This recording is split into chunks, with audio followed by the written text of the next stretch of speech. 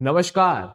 राजस्थान में राज्यसभा इलेक्शन 2026 की घोषणा भारत निर्वाचन आयोग द्वारा कर दी गई है, जिसके तहत राज्य में 3 सीटों पर 18 जून 2026 को मतदान होना है। वर्तमान विधानसभा संख्या, बल्कि अगर हम बात करें तो भाजपा के पास 118 और कांग्रेस के पास 67 की संख्या है।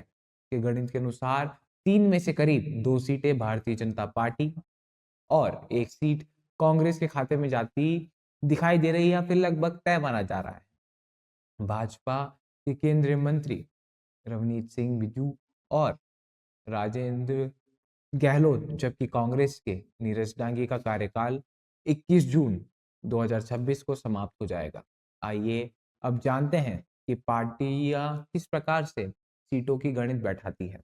अगर हम सबसे पहले बात करें भाजपा की, तो भाजपा की राजनीति जो या फिर ये कहें एक तरीके से जो रणनीति है, वो संख्या बल के आधार पर भाजपा आसानी से 2 सीटें जीत जाएगी। लेकिन सियासी गलियारों में चर्चा है कि भाजपा तीसरी सीट पर भी किसी ना किसी उम्मीदवार को या फिर निर्दलीय उम्मीदवार उतार कर घेराबंदी कर सकती है। हालांकि इसके लिए भाजपा को 35 अतिरिक्त वोटों की जरूरत पड़ेगी, जो बहुत मुश्किल है। भाजपा की ओर से केंद्रीय मंत्री रवजीत सिंह बिट्टू और फिर अब ये रिपोर्ट आ रही है कि जो दूसरी सीट है उसके लिए या तो सतीश पूनिया या फिर जो नेता प्रतिपक्ष रहे थे राजस्थान में, वो राजेंद्र राठौड़ जैसे बड़े नाम जो कि मूल ओबीसी चेहरे माने जाते हैं, वो रेस में शामिल है। अगर बात करें कांग्रेस की, तो कांग्रेस में अभी भी खींचतान है। कांग्रेस के पास 67 विधायक हैं, तो एक सीट जीतने के लिए 51 वोट चाहिए या फिर आवश्यकता है, जिससे उनकी एक सीट सुरक्षित हो जाती है। लेकिन कांग्रेस के भीतर असली खींचतान टिकट की दावेदारी को लेकर है, जहां दिल्ली के केंद्रीय नेताओं और राजस्थान के स्थानीय दिग्गजों के बीच अंदरूनी होड़ मची हुई है। एक सबसे बड़ी चीज जिसका डर लगातार इन चुनावों में बना रहता है, वो है क्रॉस वोटिंग का। यदि भाजपा की रणनीति के तहत तीसरा उम्मीदवार मैदान में उतरता है, तो कांग्रेस के खेमे में क्रॉस वोटिंग का बड़ा खतरा पैदा हो सकता है, जिससे चुनावी मुकाबला बेहद दिलचस्प और तनावपूर्ण हो सकता है। अब बात करते हैं कि जो एक सीट है उसकी जो जंग है वो काफी दिलचस्प होने वाली है। कांग्रेस के भीतर सबसे बड़ा विवाद लोकल बनाम आउटसाइडर का है। नेताओं के लिहाज से राजस्थान कांग्रेस के स्थानीय नेता का मानना है, जो भी नेता है, कि पिछले कुछ चुनावों में रणदीप सिंह सुरजेवाला, मुकुल वासनिक और सोनिया गांधी जैसे बड़े केंद्रीय मंत्रियों को राजस्थान की राज्यसभा सीट दे दी गई या फिर उन्हें राजस्थान से राज्यसभा भेज दिया गया। ऐसे में इस बार प्रदेश के नेताओं का दबाव है कि किसी भी स्थानीय राजस्थानी चेहरे को मौका मिलना चाहिए। वहीं दिल्ली आला कमान अपने कुछ खास चेहरों को इस सीट पर एडजस्ट करने की पैरवी लगातार कर रहा है। उस एक सीट के लिए करीब करीब देखा जाए तो 4 नामों पर चर्चा लगातार हो रही है, और जानते हैं वो 4 नाम कौन से होने वाले हैं। सबसे पहले पवन खेड़ा हाल ही में काफी सुर्खियों में थे। कांग्रेस के राष्ट्रीय प्रवक्ता पवन खेड़ा का नाम इस रेस में सबसे आगे माना जा रहा है।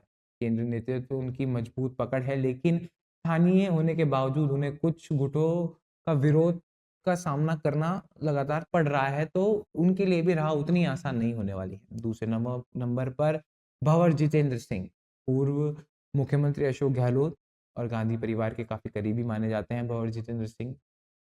भंवर जितेंद्र सिंह के नाम पर भी गंभीर मंथन चल रहा है।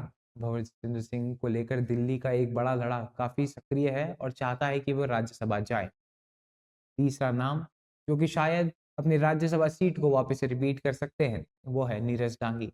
नीरज डांगी को रिपीट करने की मांग वर्तमान राज्यसभा सांसद नीरज डांगी जो हैं, उनका कार्यकाल खत्म हो चुका है, दलित समुदाय से आते हैं।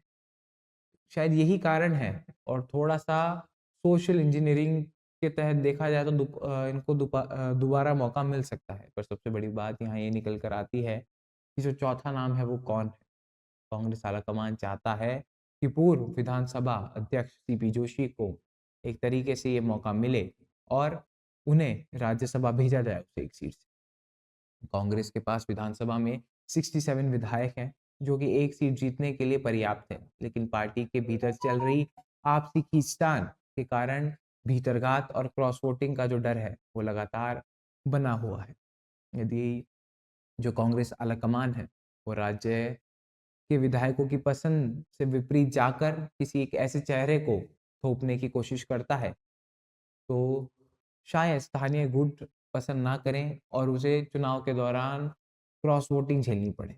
बीजेपी इसी खींचतान का फायदा उठा सकती है, लेकिन सबसे बड़ी बात यहाँ ये निकल कर आती है, बीजेपी फायदा तब उठाएगी जब आपकी पार्टी के अंदर खींचतान हो रही होगी। क्या कांग्रेस इस प्रकार से चीजें ठीक कर पाएगी कि आने वाले समय में कांग्रेस जो एक सीट है राज्यसभा की राजस्थान से वो ले सके? सबसे बड़ी बात, जब आपके पास संख्या हो, आपके पास पर्याप्त संख्या बल भी है, उसके बाद भी अगर आप एक सीट नहीं जीत पाते तो ये बताएगा कि अगर आप उस राज्यसभा की सीट को नहीं निकाल पाए जहां पर वोटिंग आप ही के विधायक कर रहे हैं, तो आप आने वाले विधानसभा चुनाव में राजस्थान कैसे जीत पाएंगे? सबसे बड़ी बात, ये एक सीट कांग्रेस के लिए सरदर्द बनी हुई है। अगर कांग्रेस ये सीट जीतती है तो भी उन्हें नुकसान हो सकता है, और अगर हारती है तो नुकसान होगा ही होगा।